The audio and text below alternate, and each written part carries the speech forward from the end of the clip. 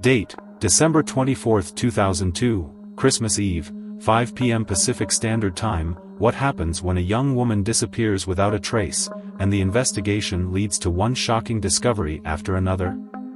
Laci Peterson, 8 months pregnant with her first child, vanished from her home in Modesto, California. What seemed like an ordinary disappearance would soon unravel a chilling web of secrets, shocking betrayals, and a revelation so devastating it would turn everything upside down. Where are you watching from? Let me know in the comments below.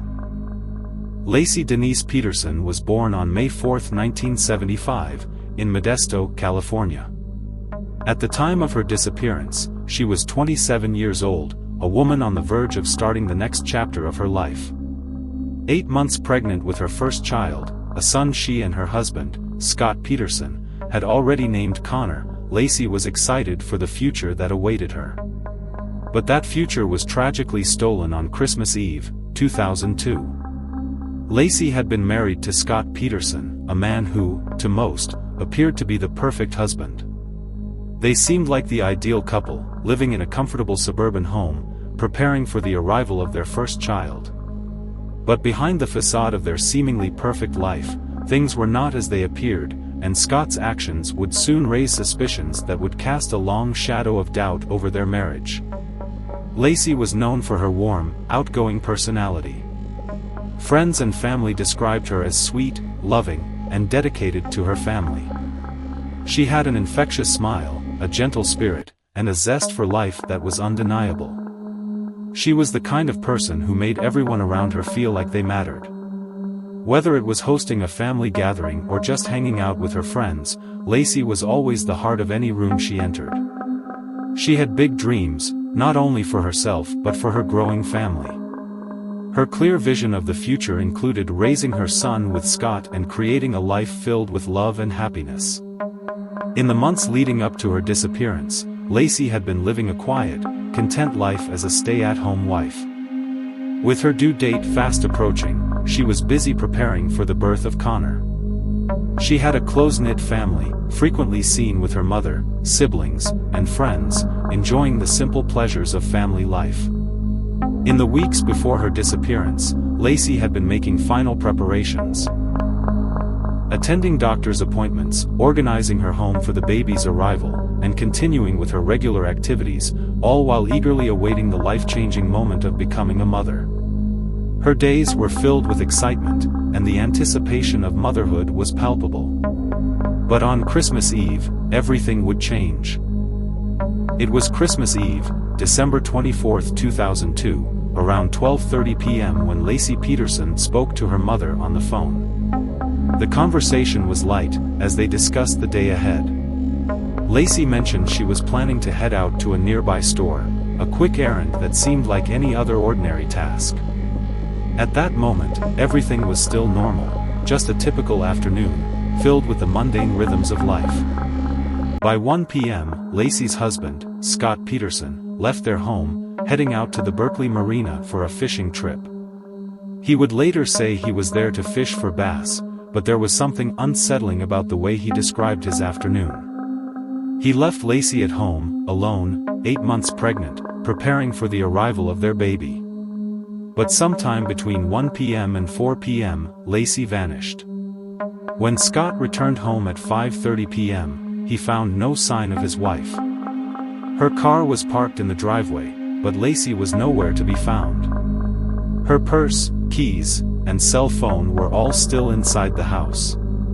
There was no indication that she'd left voluntarily. In a panic, Scott called the police to report his wife missing. Within hours, Laci's family, her mother, stepfather, and siblings, began to grow increasingly concerned. It wasn't like Laci to just disappear without a trace. By the time Scott reported her missing, the clock was ticking, and a frantic search began immediately. As the hours turned into an agonizing night, the police arrived at the Peterson home. They began their investigation, looking for any clues that might explain what had happened. They discovered no signs of a struggle inside the house, no forced entry, no disturbance. It was as if Laci had simply vanished into thin air. Her absence left everyone in a state of confusion, fear, and disbelief. The police initially considered the possibility of an abduction, but as they delved deeper into the case, they realized that something far more sinister may have occurred. The search for Lacey intensified as the investigation unfolded, but there were few leads, and the mystery of her disappearance seemed to grow with each passing hour. As the investigation into Lacey Peterson's disappearance deepened, the first clues found in the Peterson home left authorities with more questions than answers. Lacey's purse and keys were discovered sitting on the kitchen counter, suggesting she hadn't left willingly. An essential item wasn't taken. There were no signs of a struggle or forced entry, making it seem like Lacey had simply vanished into thin air. The lack of physical evidence left investigators in a state of confusion, and the questions only multiplied. Had she been taken against her will? Or had something happened inside the house? As the days wore on, Scott Peterson's actions and his alibi began to raise suspicions. Scott had told police that he'd been fishing alone at the Berkeley Marina that day, but his story quickly began to fall apart. The problem was that no one could confirm his whereabouts during the crucial time frame. Not a single person had seen him at the marina, and the timeline of his trip didn't align with his claims.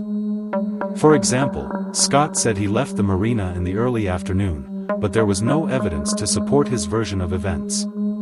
His story didn't add up, and investigators started to wonder if Scott had been where he said he was, or if he had been hiding something altogether. The investigation faced several obstacles in its early stages. Lacey's body had not yet been found, and there was no physical evidence linking Scott directly to the crime. Police were left to sift through the details of his story, which seemed to become more inconsistent the more they probed. Every lead felt like it led to a dead end, and without concrete evidence, they struggled to make progress. With no body, no obvious crime scene, and no witnesses to point to, investigators found themselves in a race against time. Lacey's family and friends spoke highly of her, describing her as a sweet, loving, and devoted wife. Her personal life seemed perfect. No signs of trouble in her marriage, no public arguments. Those who knew her best were baffled. Why would anyone want to hurt her? But as the investigation continued, Scott's behavior began to raise more red flags. There were reports of his odd calmness during the search for Lacey. While her family and friends were frantic with worry, Scott's demeanor seemed strangely detached, even when confronted with the possibility that his wife was gone. This raised suspicions about his involvement. Despite the growing concerns, there was still no concrete evidence that could definitively tie Scott to Lacey's disappearance. But as the police delved deeper, the feeling that Scott Peterson knew more than he was letting on became harder to ignore. Scott Peterson had now become the prime suspect in Lacey's disappearance. But while friends and family began to point out strange behavior and inconsistencies in his actions, there was still no direct evidence to link him to the crime. As the investigation moved forward, investigators began to focus on every detail, every interaction, every moment that might help them unravel the mystery of what had happened to Lacey Peterson. On April 13, 2003, nearly 4 months after Lacey Peterson disappeared, a breakthrough in the case would come from an unexpected source. A couple, out walking their dog near the Berkeley Marina, stumbled upon a devastating discovery. As they walked along the remote shoreline, they noticed what appeared to be human remains. The couple immediately contacted authorities, and soon, investigators arrived on the scene. There, hidden in the tall grass, lay the decomposed body of Lacey Peterson.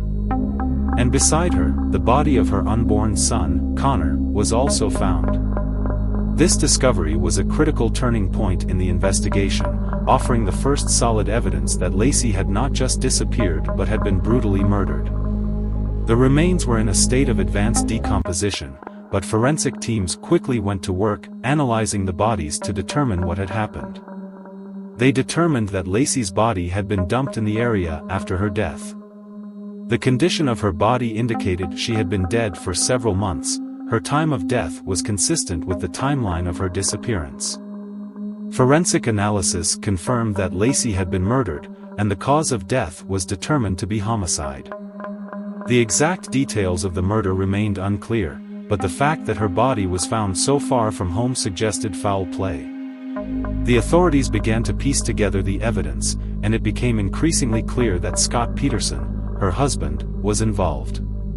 Investigators meticulously reviewed the timeline of events leading up to Lacey's disappearance and the discovery of her body.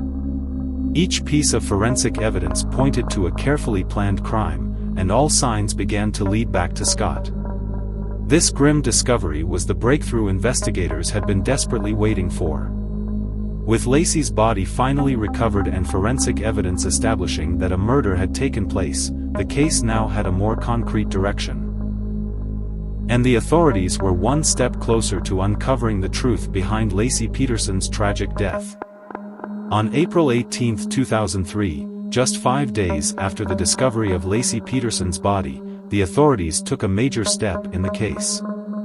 Scott Peterson, her husband, was arrested for the murder of Lacey and their unborn son, Connor. The arrest itself was dramatic, taking place in a public location at a La Jolla golf course, where Scott was confronted by police. He had been under increasing scrutiny, but when the charges were formally brought against him, it marked the beginning of a new phase in the investigation. The shocking arrest stirred emotions across the country, as the man who had once seemed to be the concerned husband was now the prime suspect in a brutal double homicide. The trial began in 2004, and it was clear from the start that prosecutors had a mountain of evidence against Scott Peterson. The forensic evidence from Lacey's body, combined with the inconsistencies in Scott's alibi, painted a damning picture. Prosecutors presented evidence showing that Scott's actions on the day of Lacey's disappearance didn't match his story, and the discovery of Lacey's body in the Berkeley Marina, hundreds of miles from their home, further undermined his account of events. The evidence of murder was irrefutable, and the timeline of Scott's movements, combined with forensic data, told a story of a calculated crime. Scott's defense team tried to argue that there was insufficient evidence to convict him. They contended that there were no witnesses to the crime and that the case against Scott was based solely on circumstantial evidence. They claimed that there was no direct proof that Scott had killed Lacey. However, the prosecution's case was overwhelming. The forensic evidence, combined with Scott's questionable behavior and inconsistent statements, made it clear to the jury that he was responsible for the deaths of Lacey and Connor. The defense's arguments were overshadowed by the weight of the evidence presented in court. On November 12, 2004, after a lengthy trial, Scott Peterson was convicted of 2 counts of murder: the murder of his wife, Lacey Peterson, and the murder of their unborn son, Connor. The jury found that Scott had planned and executed the murder, and the verdict brought a sense of closure to a family and a nation that had been waiting for justice. The judge sentenced Scott to death by lethal injection, sending him to death row at San Quentin State Prison in California. Lacey's family delivered a powerful, heartbreaking statement in court. They spoke of the love they had for Lacey and Connor, and how their lives had been shattered by the tragic events. Her mother, stepfather, and siblings expressed their grief, anger, and devastation, facing the man who had taken their loved ones from them. Their words echoed throughout the courtroom as they came to terms with the irreplaceable loss they had suffered.